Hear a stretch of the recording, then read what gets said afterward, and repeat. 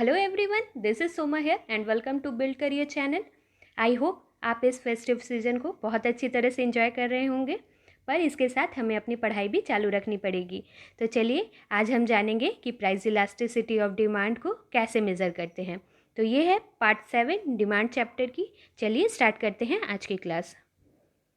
Channel पर new हो तो चैनल को सब्सक्राइब करना, वीडियो पसंद आए लाइक शेयर करना, कोई भी डाउट हो तो आप कमेंट कर सकते हो।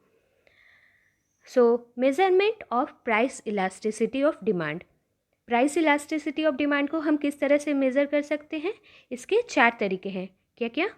टोटल आउटले मेथड, प्रोपोर्शनेट और परसेंटेज मेथड, आर्क मेथड और लास्ट में पॉइंट मेथड या फिर जियोमेट्री मेथड। चलिए वन बाई वन हम इन्हें डील करेंगे। टोटल आउटले मेथड क्या है ये?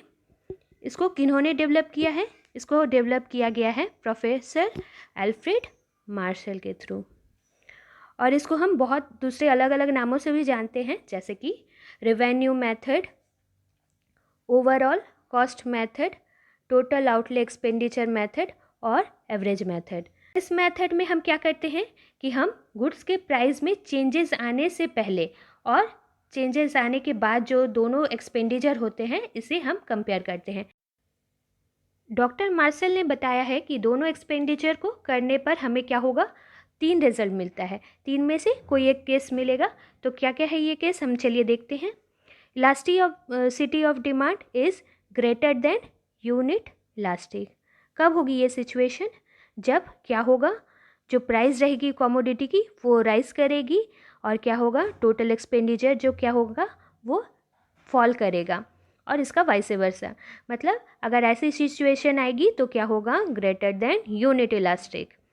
Elasticity of demand is equal to 1, equal to unity. कब होगा? जब क्या होगा, टोटल एक्सपेंडिचर पर कोई इफेक्ट नहीं पड़ेगा। किसका? प्राइस का।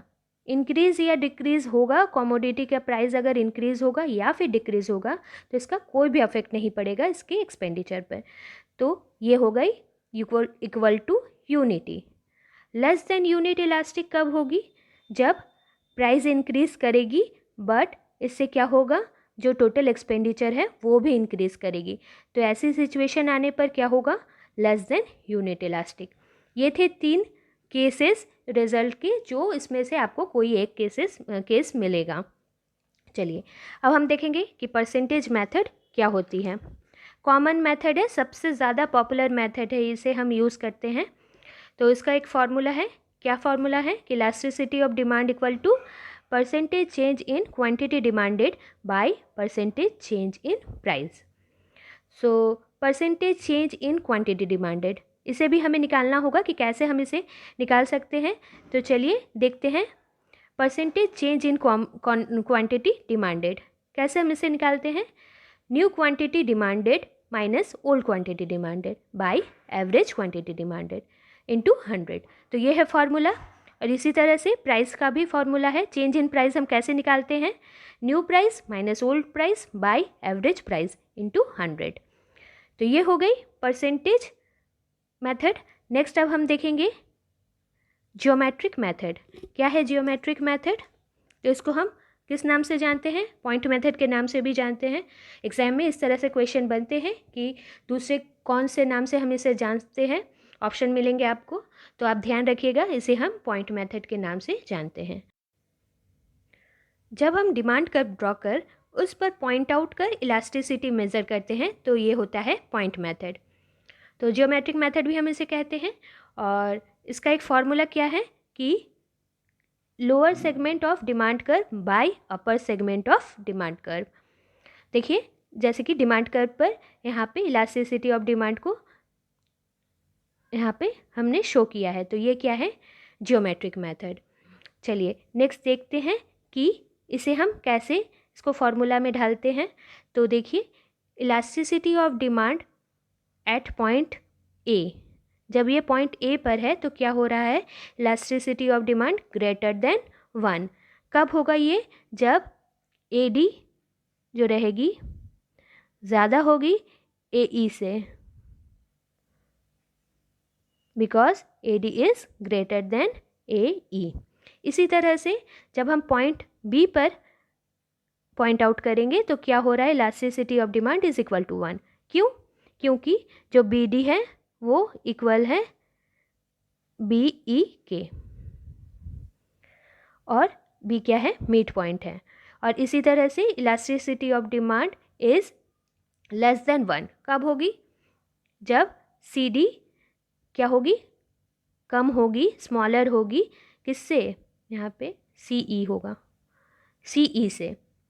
तो ये है पॉइंट मेथड या फिर जियोमेट्रिक मेथड। चलिए नेक्स्ट देखते हैं आर्क मेथड। आर्क मेथड क्या है?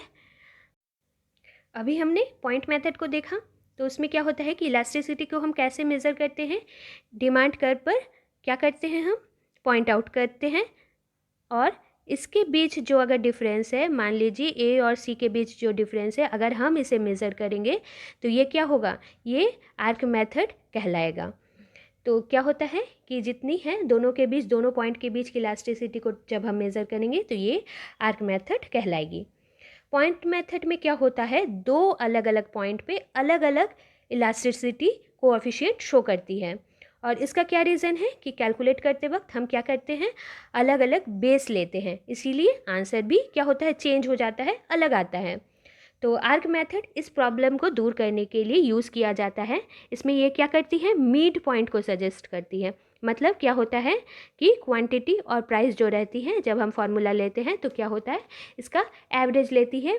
इसे कैलकुलेट करने के लिए क्या होता है, इजी होता है। जो प्रॉब्लम पॉइंट मेथड में अराइज हो रही है वो आर्क मेथड में जाके ख़त्म हो जाती है।